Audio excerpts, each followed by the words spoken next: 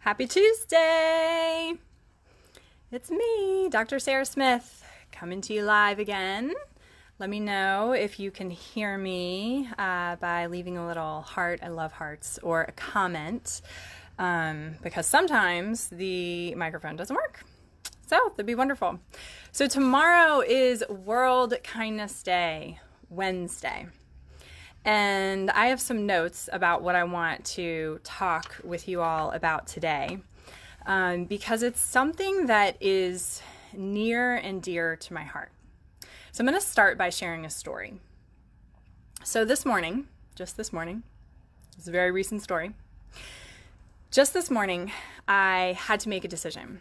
I had several hours and I needed to get some work done on my computer. And I thought to myself, okay, it's really important that I get this work done. I have a big week this week. I'm doing the final edits of the new website that will be launching very soon, as well as hosting the Wild and Bright Retreat in Richmond, Virginia, as well as being the leader of the Finish Strong online program, as well as several other things. So I was like, it's really important that I get on board and I stay focused. So with this story, I had a choice.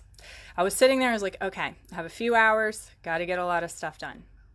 And part of me kind of wanted a coffee. And I was like, I'm actually not a coffee drinker. So I was like, maybe I shouldn't do that. Maybe I'll just go grab a cup of coffee. I'll bring it back into my little cave. I love caving myself off and just getting what I have to do done and not really talking with anybody. But something kept pulling at me to just instead go sit at the coffee shop at Crossroads and to do my work there. And I was really pulling against this because I was like, I just need to get this work done and I'm really on a tight schedule. And if I know somebody, typically, you go in somewhere and you know somebody, then I'm a talker, so you'll start talking and then I won't get anything done. But I listened to that intuition. I listened to my gut and I went in there anyway. I got my cup of coffee. Terrible idea. I got a 16 ounce. That was just ended up being a bad idea. It was bouncing off the walls. And two people, one person I got to meet from New York City, very inspirational, very, very inspirational. He's like creating this new app where you can put this different cool mask, this 3D mask on your face. And so I got to sit there and watch how he was creating this. And then he started sharing with me that he helps Louis Vuitton as one of his biggest clients, and that he's really working on a lot of really awesome things up in New York City, but that he wants to live into his own dream. And that one of the things he sees is a lot of executives and higher up people in the fashion industry are constantly in this mode of just produce, and build relationships and get it out there. That busy mode. And so it was just really awesome to ask him questions of what do you want to create with your life and what are you hoping for? So I had the most lovely conversation with him. And then I saw one of my very dear friends who we keep in contact through email all the time, but I had not seen her in person for a while. Her name is Ann Hurt, and she was, for a lot of her career, about 30 years, she was with a very prominent NGO with the UN. And she's a huge human rights activist and women's rights activist. And she I have the privilege of being good friends with her. But the point of this story was that I wanted to kind of wall off and just get my work done. But instead, I opened myself to this opportunity. I listened to my intuition, and I was able to come away with a lot more energy and motivation and inspiration for the work that I was doing. So actually, I blew through my goals. I got even more accomplished in a wee smaller amount of time than I planned for at all, and it was flippin' fabulous. So what I want to talk about today, with World Kindness Day in mind, is there's an energy that you often are leading with your relationships. And it's also the energy, not even just with typical relationships, but when you walk to the grocery store or walk into the grocery store, if you're walking into the pharmacy, if you're walking in to get your hair done, anywhere that you are going to be around other people, when you're walking into work, you go in with an energy, and that energy is either going to be opening up to possibility and to really magical, connected, and interwoven experiences that might catapult you in a direction that you never really thought you would go, or you're blocking that. So think, for example, if you're in a busy state, right? You're overly going, you're like, oh, I've got a lot on my to-do list. The energy that you're coming into, let's say the coffee shop with, is the example that I just gave, is you're not open for business. You're not open energetically for a potential conversation. You're not open for the magic of what could be there waiting for you, a connection that could shift your career, a inspirational quote or story that you didn't even know you needed to hear that day, but suddenly you found yourself going, I just really needed to hear that. That just changed my day. I wasn't having the best day, and that just shifted it. You're not open for that because you're in I'm busy, leave me alone, I have way too much to do. So the first question I want to ask you is that true? Sometimes it is true, and we need to be really open and grounded enough to be able to say, I gotta stay focused, and today I'm not necessarily open for that. But then other times when we ask ourselves, is it true? It might not be. We might really not need to be walled off to get what is on our list accomplished. Let me know what you think about this. Leave a comment. Let me know if you can hear me. The other thing that can happen is maybe we're not coming in with this energy of I'm busy mode. Maybe we're coming in to any experience, such as walking into the grocery store, such as going into the coffee shop, going anywhere, okay, walking into work, where we're going into protection mode. We feel as if somebody is coming at us, that we're always potentially feeling attacked, or like we're doing something wrong, or there's always an issue to fix, or, somebody might just be running into us. And so we tend to go into this energy of protection. Once again, we're not really open for the magic and the kindness and the empathy of what could be possible in a relationship or just in meeting somebody.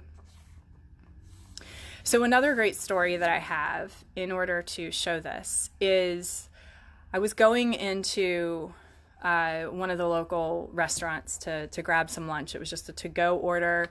And it was one of those days where things really weren't going very well. And I just didn't feel my best. I wasn't feeling my best. So I was in this kind of protective energy of kind of like, leave me alone. Don't anybody else, just let me eat my lunch and keep going.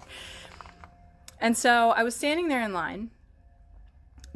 And one of the things that I want to back up and say is that even though I'm in that mode, I actively choose to be open to magical and incredible experiences of seeing kindness and learning from other people.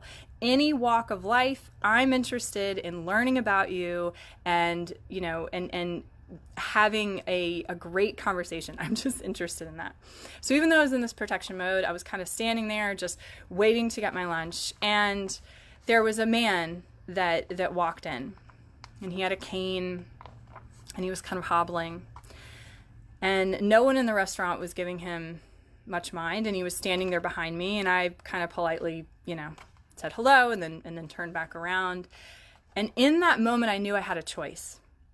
In that moment, instead of just staying in my lane, keeping my little blinders on, and just waiting for my lunch to get there, paying for that, and walking out the door, because I was standing there waiting anyway, I decided to turn around.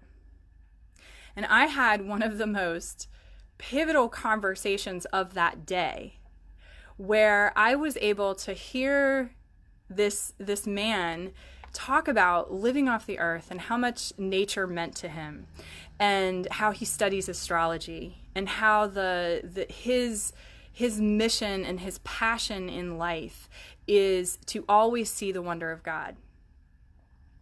And it reminded me in that moment of like, ugh, life's happening to me, I'm kind of feeling overwhelmed, to go to reconnect with the truth. That in every moment, there is somebody there that is wanting to have a connection, that is wanting to share their story, that is wanting to teach, to impart. We just have to be open for it.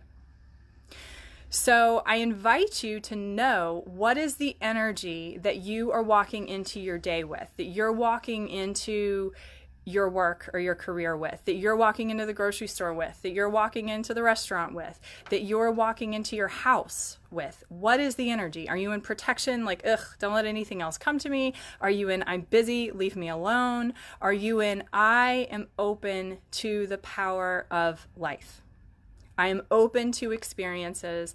I am open to conversation and connection. What are you choosing? Because it's up to you. Totally up to you who you're being when you're in these conversations, when you're interacting with anyone in life. So in my opinion, that's where world kindness, that's the tip of the iceberg, but that's what I wanted to share with you today.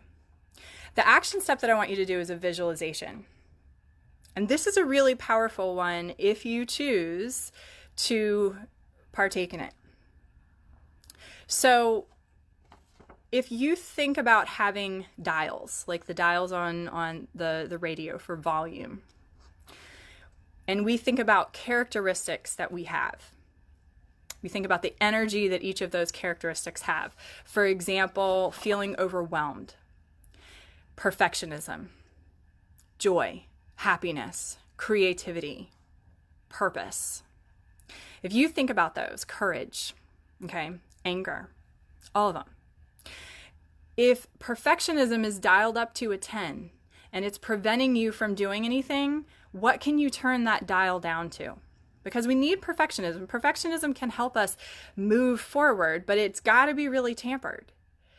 If you're feeling overwhelmed and your overwhelm is on a 10, even if you don't like realistically know how to shift out of that overwhelm, using the visualization of going into your, let's say you open the door and you go into your control room and you see all these dials with all these little labels on them, and you go up to the one that says overwhelm, you say, okay, yep, that's on a 10, I see it, I'm going to take that volume down to a 3.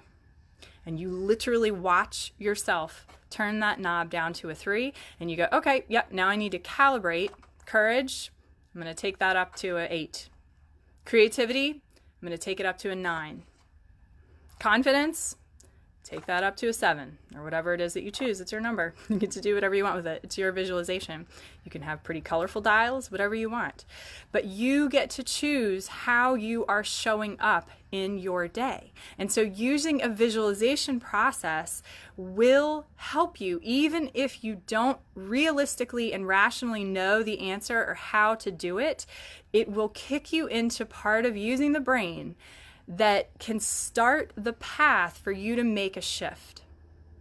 And it's also kind of fun, which is also using a part of the brain that many adults do not often use. Okay? So think about that. Oh, I need to turn my dial of choices up. I'm not feeling like I have any choices in my life. I need to turn that dial up. I have lots of choices. Feel what it feels like to turn the dial up. It puts you back in the power seat. That you can either walk around in protection mode, you can either walk around in I'm busy, don't bother me mode, or you can walk around with knowing that you are confident, knowing that you are creative, knowing that you have the ability to turn down overwhelm. You have the ability to turn up compassion, turn up kindness, turn up connection, turn up opportunities. It might be for a new career, might be for a new relationship. It might just be to upgrade what you already have, to step into a new way. This is what is possible. So if you don't feel like leaving it in the comments, totally up to you, send me a private message and let me know how this visualization goes for you. It works best if you do it as often as you can, but especially in the morning so that you're setting yourself up for the day. So let me know how it goes for you. Let me know how you're feeling about all of this. I'm so interested to know. This has been a very powerful thing for a lot of my clients that we work through is visualization. If you don't know where it is you're trying to go, visualization is the number one step. Research shows that visualization is the first step, or one of the first steps of executive functioning. That means as we're trying to create new habits, as we are trying to problem solve, get to a new solution, you have to use your executive functioning capacities. And one of those is visualization. Okay? If you're about to make a sandwich, you have to visualize in your own. I know this is kind of odd to think about because now it's just so natural, but if you're going to make a sandwich, you have to visualize the end result before you can get there. So use this visualization. Dial up your dials in life that you would like. Dial down the things that are no longer serving you. And usually they don't need to go to a zero. That'll be a whole other topic for a whole other day. But like I said, perfectionism or let's say sadness or anger, we don't need to turn it off. It's giving you a message. It's guiding you. It's just when it's on a 10 or a 7 or an 8, it's probably preventing you from seeing the true potential and getting the message that it's trying to give you, right? It's like when you're in so much pain, you're like, can we just stop the pain just a little bit so that I can actually figure out what the heck to do? Because right now all I want to do is go to the ER and cry, okay? That's what we're talking about. It's like just turn it down enough so that you can learn from it and move forward. So let me know what you think about this. World Kindness Day tomorrow. Think about how you can be kind. This is one way. I love you all. I hope you have a wonderful, wonderful rest of your day. And thank you as always for being willing to join me and listen. Talk to you soon.